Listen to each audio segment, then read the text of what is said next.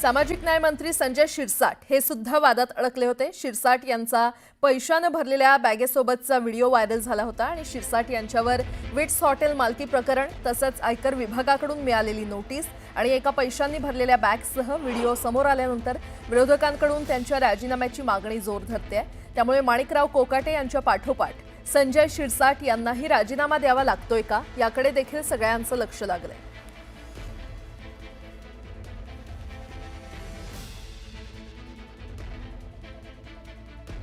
राज्यसभा आणि लोकसभेत आज ऑपरेशन सिंदूरवर चर्चा होणार आहे। लोकसभेत गृहमंत्री अमित शहा चर्चेमध्ये सहभाग घेणार आहेत। यावेळी प्रियंका गांधी आणि समाजवादी पार्टीचे नेते अखिलेश यादव चर्चेत सहभाग घेणार आहेत। तर राज्यसभेत संरक्षण मंत्री राजनाथ सिंह चर्चेला सुरुवात करतील।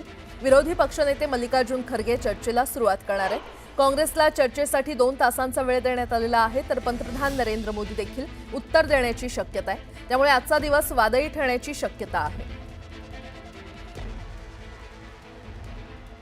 तर आज ऑपरेशन सिंदूरवर राजकीय युद्ध रंगण्याची शक्यता आहे, कारण राज्यसभेत राजनाथ सिंह आज चर्चेला सुरुवात करणार आहेत आणि त्यानंतर पंतप्रधान नरेंद्र मोदी हे देखील चर्चेनंतर उत्तर देण्याची शक्यता आहे।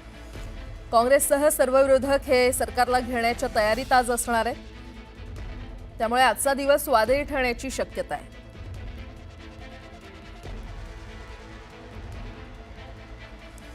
पंतप्रधान मोदींना संरक्षण मंत्री राजनाथ सिंह आणि परराष्ट्र मंत्री यांच्या भाषणाचं त्यांनी कौतुक केलेलं आहे।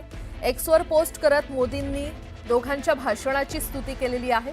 संरक्षण मंत्री राजनाथ सिंह यांनी उत्कृष्ट भाषण केलं, ज्यात त्यांना भारताच्या सुरक्षा यंत्रणेच्या यशाबद्दल आणि ऑपरेशन सिंदूरमधील आपल्या सशस्त्र दलांच्या शौर्याबद्दल सखोल दृष्टिकोन सादर केला, असं मोदींनी एक्सवर म्हटलंय। परराष्ट्र मंत्री जयशंकर यांचं भाषणही उत्कृष्ट होतं, असं मोदी म्हटलंय।